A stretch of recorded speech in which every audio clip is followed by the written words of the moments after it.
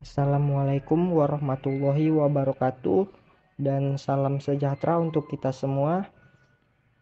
Di sini kami ingin menjelaskan materi tentang fungsi perencanaan dan pengambilan keputusan yang akan dibawakan oleh kelompok 5 pengantar manajemen, yaitu Cipta Kurnia, Rizky Nur Ramadan Sitorus, Della Agapeni Butar-Butar, Suci Destiani, Parel Akbar Aditya Saragi, Kevin Valensius Siahaan, Christine Natasha Sihaluho, Sondang Lam Sarina Hutagalung, Leni Kartika Saragi, dan Atika Zahra. Untuk lebih jelasnya, mari kita simak video berikut. Konsep dasar perencanaan dalam manajemen. Pengertian perencanaan dalam manajemen. Perencanaan adalah proses di mana manajemen memutuskan tujuan dan cara mencapainya.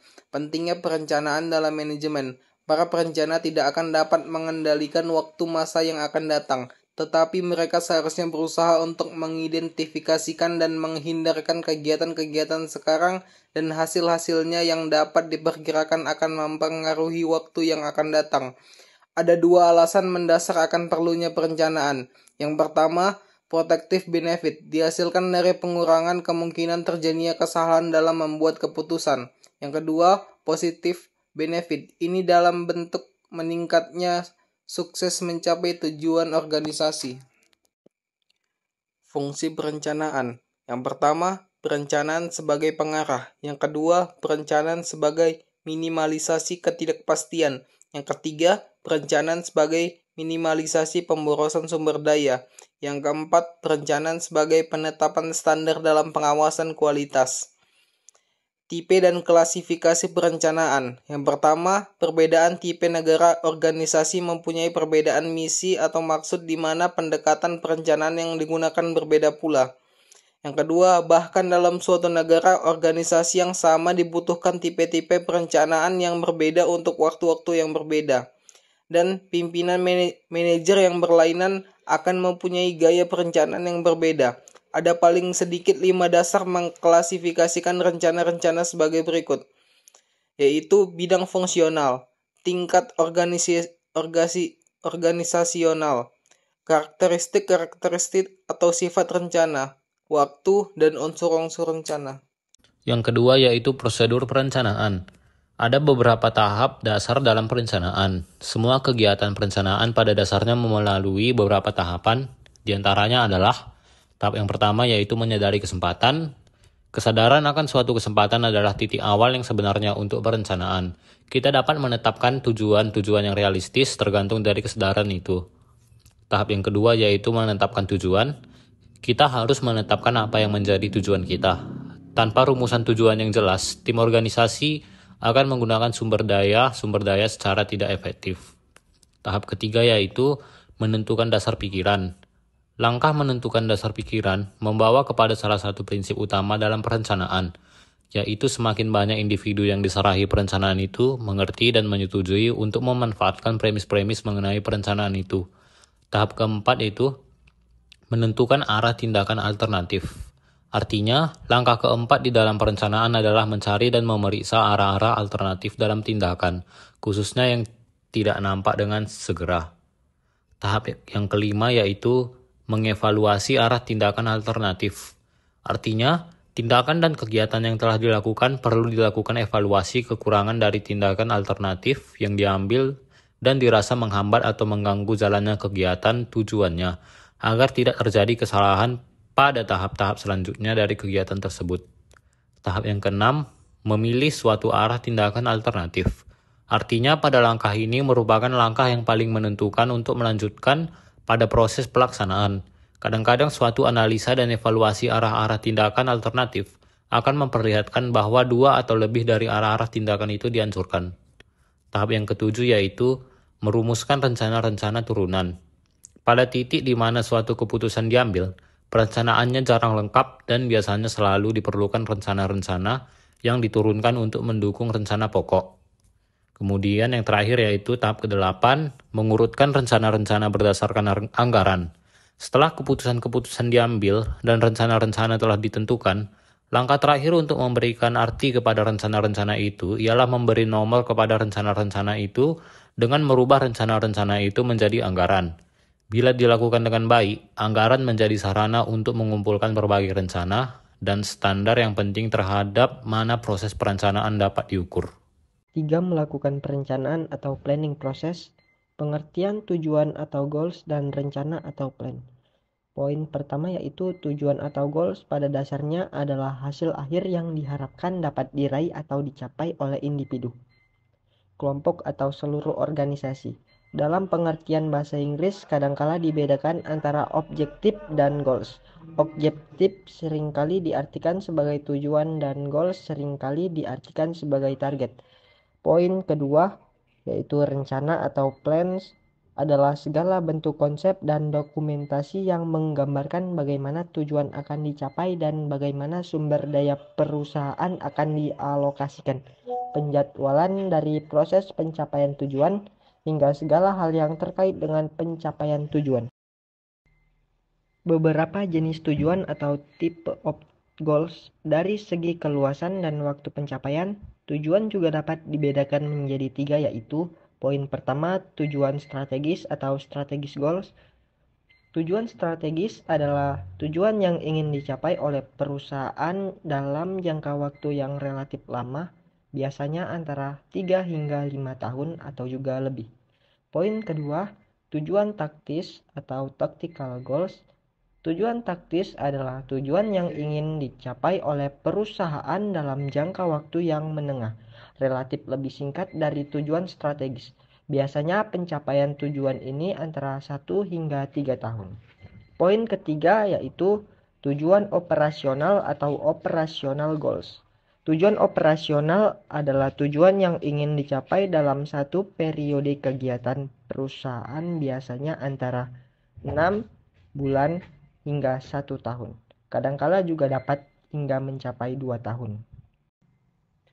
Beberapa rencana atau tipe of plans dari segi keluasan dan waktu pencapaian tujuan juga dapat dibedakan menjadi 3, yaitu rencana strategis, rencana taktis, dan rencana operasional. Dari segi kejelasan, rencana dapat menjadi 2, yaitu poin pertama, rencana spesifik atau specific plans. Rencana spesifik adalah rencana yang rumusannya sudah jelas dan tidak memerlukan interpretasi. Sebagai contoh, manajer yang menetapkan adanya peningkatan pangsa pasar sebesar 30% barangkali akan membuat rencana yang sangat jelas seperti prosedur kerja yang spesifik, alokasi anggaran yang ketat, dan penjadwalan yang sudah jelas dan ketat. Poin kedua yaitu rencana direktif atau directional plan. Rencana direktif adalah rencana yang rumusannya untuk mencapai tujuan tertentu. Akan tetapi pada pencapaiannya dapat memberikan keleluasaan atau fleksibilitas untuk pencapaiannya. Bagaimana peningkatan pangsa pasar sebesar 30% dapat dicapai barangkali tidak memerlukan rencana yang begitu spesifik. Dari segi frekuensi penggunaan, rencana dapat dibagi menjadi 2, yaitu rencana sekali pakai atau single use plan dan rencana yang penggunaannya secara terus-menerus atau standing plans. Selanjutnya adalah kendala-kendala dalam perencanaan. Seperti yang kita tahu bahwa untuk mencapai suatu tujuan atau menyelesaikan suatu masalah tidak selamanya berjalan mulus atau lancar. Ada kalanya ada beberapa kendala yang mengganggu. Kendala-kendala tersebut pada umumnya adalah 1. Ketidakmampuan membuat rencana atau rencana yang tidak cukup baik. Yang kedua, kurangnya komitmen dalam proses pembuatan rencana. Ketiga, lemahnya informasi. 4. Terlalu fokus pada masa kini. Yang kelima, terlalu mengandalkan diri pada unit atau bagian perencanaan. Dan yang terakhir, memusatkan perhatian pada faktor-faktor yang dapat dikuasainya. Berdasarkan dari paparan yang ada di atas, bisa disimpulkan bahwa kendala-kendala tersebut begitu menghambat proses dari perencanaan. Pengambilan keputusan memiliki beberapa definisi dari para ahli. Yang pertama, Eisenhower 2010. Pengambilan keputusan adalah proses membuat pilihan dari sejumlah alternatif untuk mencapai hasil yang diinginkan. Kedua, Terry 1994. Pengambilan keputusan adalah pemilihan alternatif perilaku tertentu dari 2 atau lebih alternatif yang ada. 3. Wang dan Ruhe 2007. Pengambilan keputusan adalah proses yang memilih pilihan yang lebih disukai atas suatu tindakan dari antara alternatif atas dasar kriteria atau strategi yang diberikan. Berdasarkan dari beberapa pendapat di atas, pengambilan keputusan bisa disimpulkan bahwa suatu proses pemilihan dari antara alternatif untuk mencapai suatu hasil. Proses pengambilan keputusan adalah suatu proses pemilihan alternatif terbaik dari beberapa alternatif secara sistematis untuk mencapai tujuan yang diinginkan. Berikut beberapa proses pengambilan keputusan. Yang pertama, pendefinisian masalah dan identifikasi informasi yang berkaitan dengan persoalan yang dihadapi. Yang kedua, pengumpulan data dan informasi yang relevan. Yang ketiga, menganalisis data dan informasi yang telah dikumpulkan. Yang keempat, penentuan alternatif keputusan berdasarkan analisis. Yang kelima, implementasi keputusan yang telah diambil. Dan yang terakhir, evaluasi hasil keputusan. Selanjutnya, jenis-jenis keputusan. Keputusan terbagi menjadi 2. Yang pertama, keputusan terprogram. Keputusan terprogram atau keputusan terstruktur yaitu keputusan yang berulang-ulang, rutin, sehingga dapat diprogram. Biasanya keputusan terjadi pada manajemen tingkat bawah. Contohnya, manajer produksi dari PT XYZ selalu melakukan kegiatan rutin setiap awal bulan, yaitu dengan melakukan pembelian bahan baku untuk persediaan.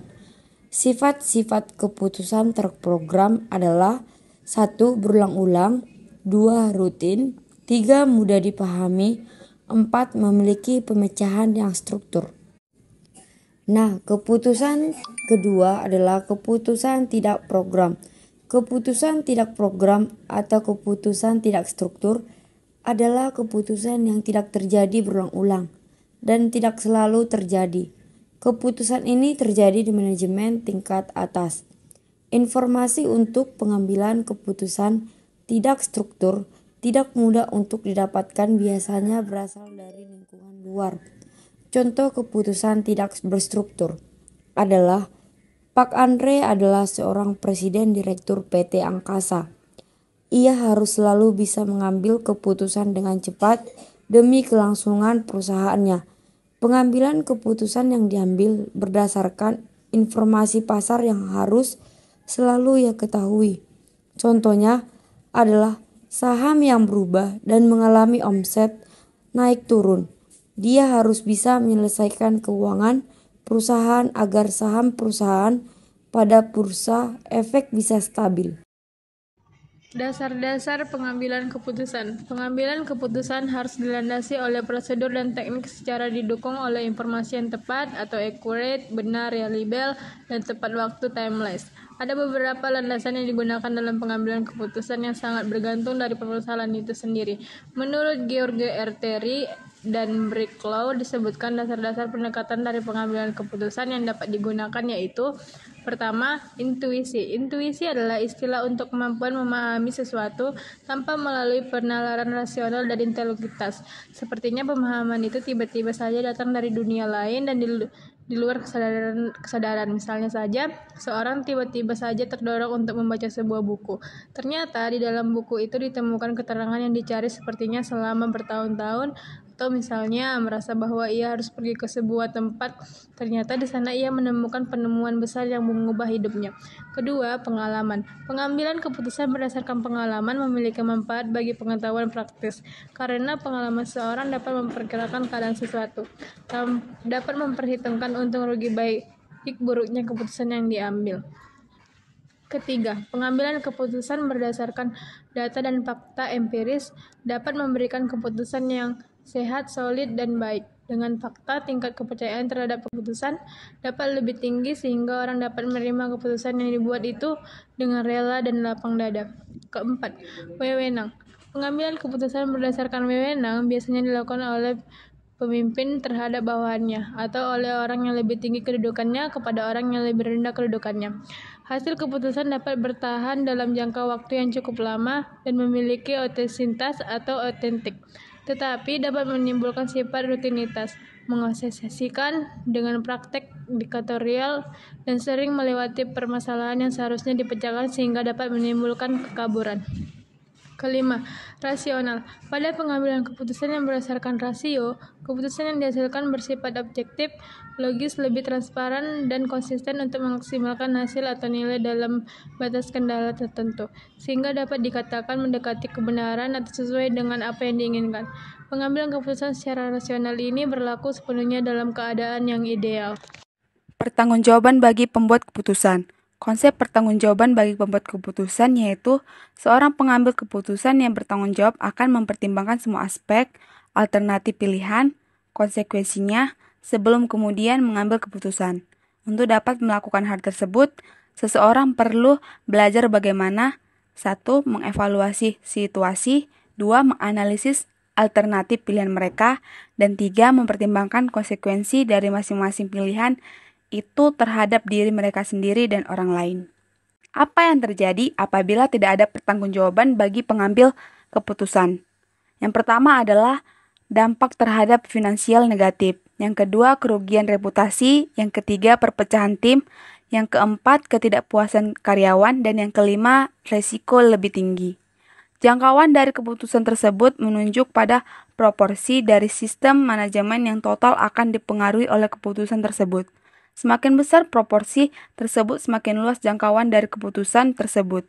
Tingkatan manajemen menunjuk pada manajemen tingkat bawah, manajemen tingkat menengah, dan manajemen tingkat atas. Dasar pemikiran untuk pendesaian siapa membuat keputusan yang mana adalah semakin luas jangkauan keputusan tersebut, semakin tinggi tingkat manajer yang bertanggung jawab bagi pembuat keputusan tersebut. Selanjutnya, kondisi pembuatan keputusan.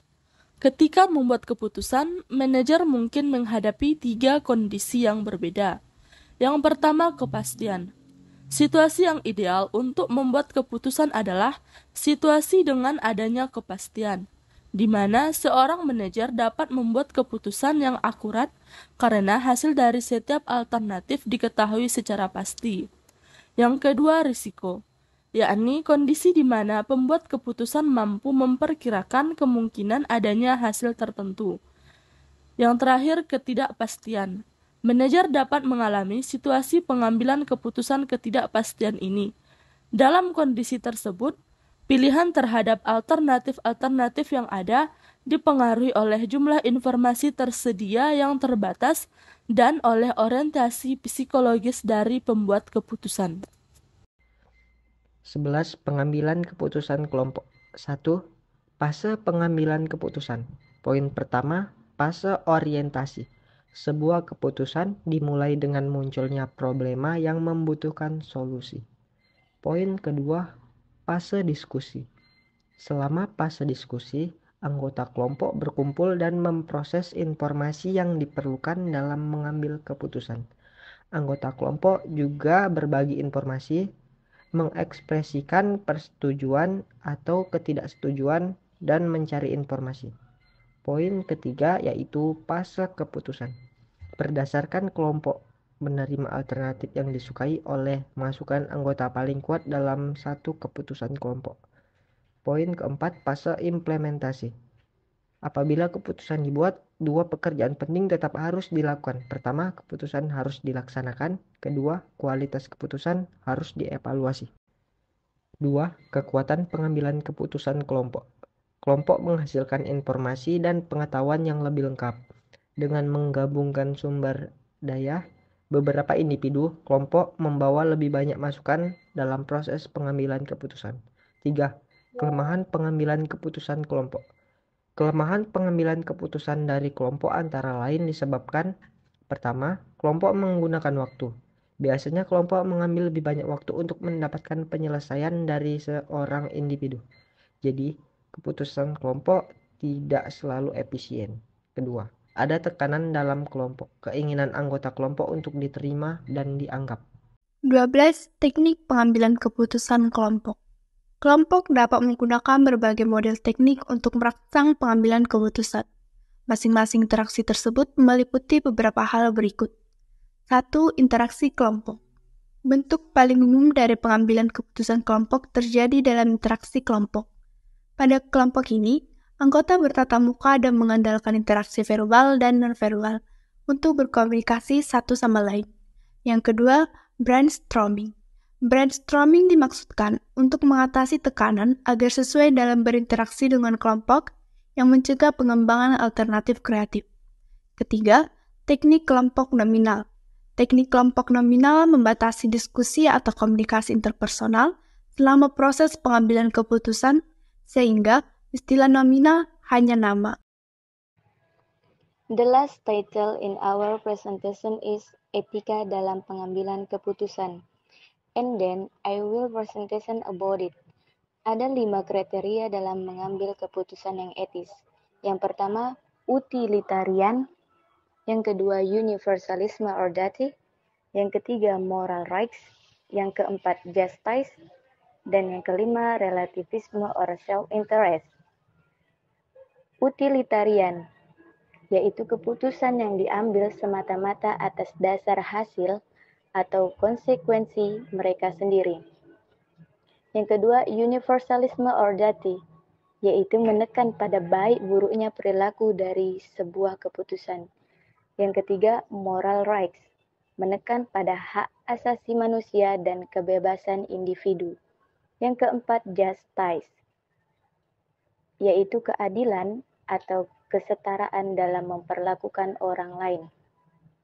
Dan yang terakhir adalah relativisme or self-interest, yaitu menekan pada kepentingan individu dan kelompok. Thank you. Contoh studi kasusnya yaitu, pada tanggal 6 Juli tahun 2017, Pak Bambang CEO perusahaan smartphone melakukan praktek diskriminasi harga sebagai strategi pemasarannya. Pak Bambang mencoba menurunkan harga smartphone mereka yang sangat sukses sekitar 1 juta rupiah dari harga semula 8 juta rupiah, yang merupakan harga perkenalan yang telah ada sekitar 2 bulan. Setelah menurunkan harga produk smartphone, ia menerima email yang sangat banyak dari para pelanggan yang kecewa serta marah.